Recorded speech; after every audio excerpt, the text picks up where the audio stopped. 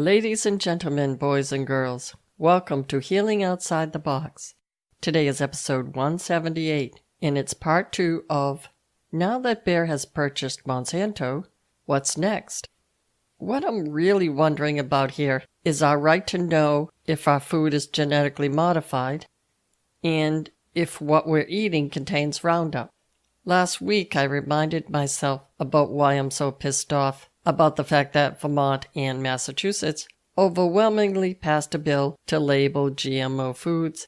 Then Monsanto paid off senators and congressmen to make Vermont's bill null and void. In fact, they did that just days before the new law was about to take effect.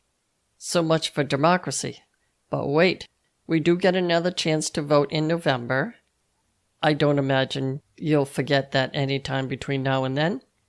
And we can vote out our elected officials who sided with Monsanto and against Americans' right to have safe food.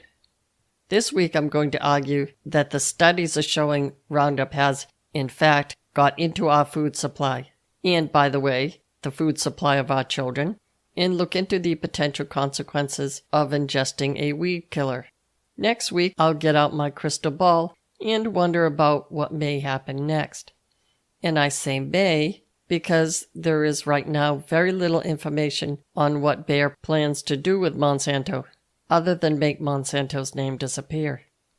But first, I want to tell you about my trip to the Boston Red Sox game. A few days back, my sister and I went to Fenway Park to see the Boston Red Sox play the Chicago White Sox. A friend who was supposed to come as the third person couldn't make it that day, so we had an extra ticket on our hands. When we got to the stadium, we went to the box office and asked very politely if we could sell back our ticket. The woman smiled, took our ticket, and smiled again. And then she said something like, "Next." Much to our dismay, it turns out she was willing to take our ticket, but not to give us any money for it. So I looked at my sister and said, now this is me, not her, "It appears as though we're going to have to scalp our ticket."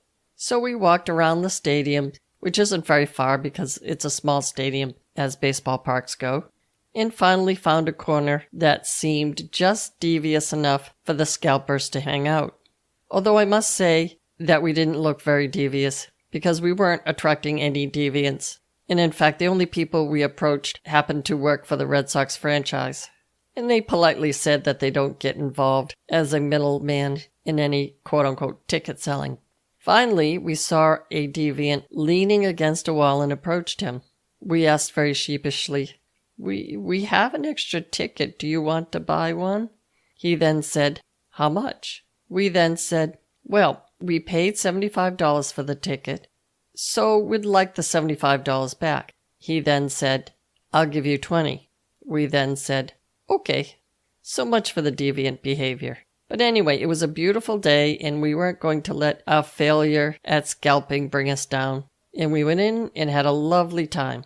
By the way, the Red Sox won 4-2, which was extremely important to the not bringing us down part. Now, I have been following the Red Sox for a very long time. To be specific, since 1967, when the Red Sox won the pennant.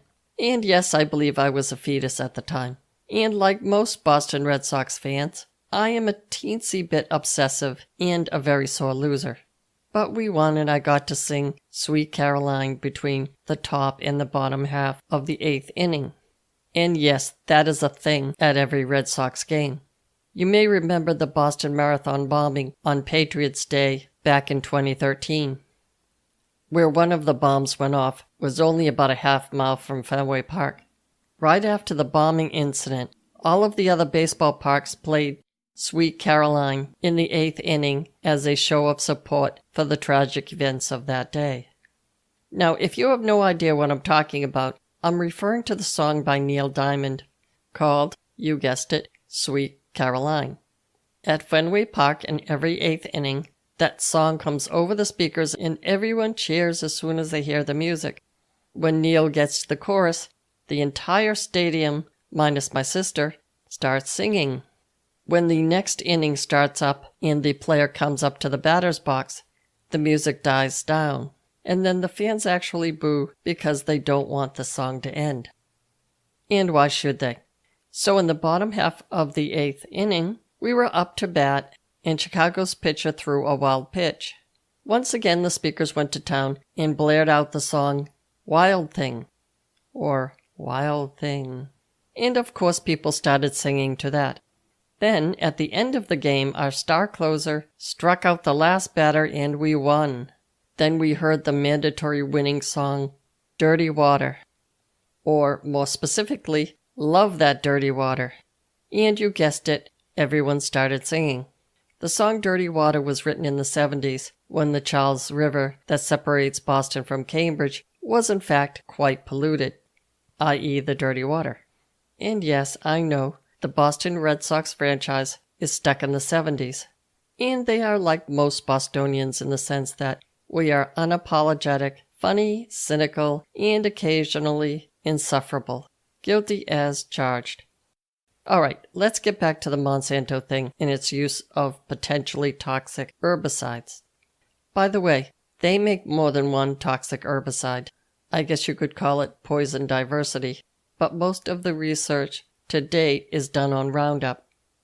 Since we can't actually feed Roundup to children and study the consequences, we feed it to rats. I'm sure you're thinking that you don't drink Roundup. That's downright insane. Well, that would be not intentionally anyway. Now, for the purpose of this episode, I'll use Roundup and glyphosate interchangeably, but just so that we're clear, glyphosate is the active ingredient in Roundup, but it's not the only ingredient that can cause harm. First off, an FDA chemist by the name of Richard Thompson said in an email, quote, I have brought wheat crackers, granola cereal, and cornmeal from my home, and there was a fair amount of glyphosate in all of them.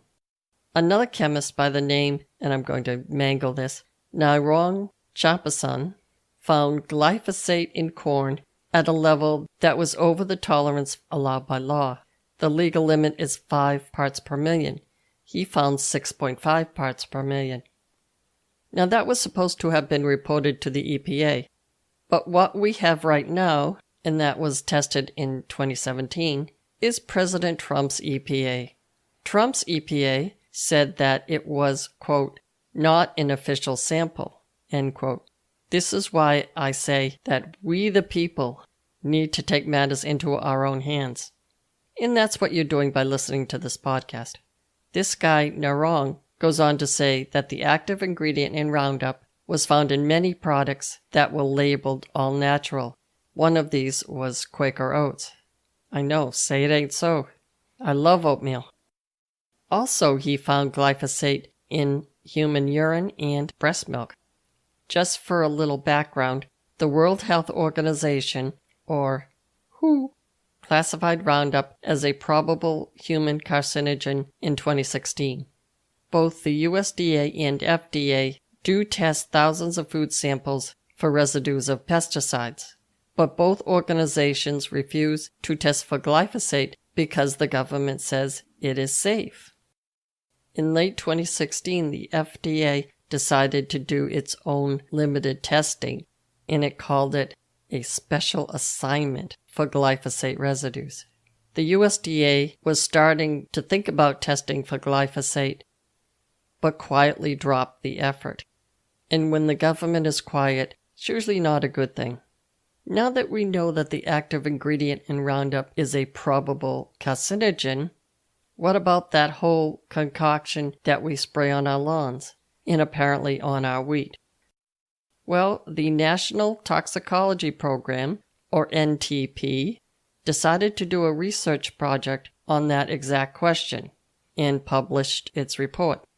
Now, the NTP has ongoing studies looking into the whole toxicology of the active ingredient, or glyphosate, as well. But here they're testing the entire formulation in Roundup and similar weed killers.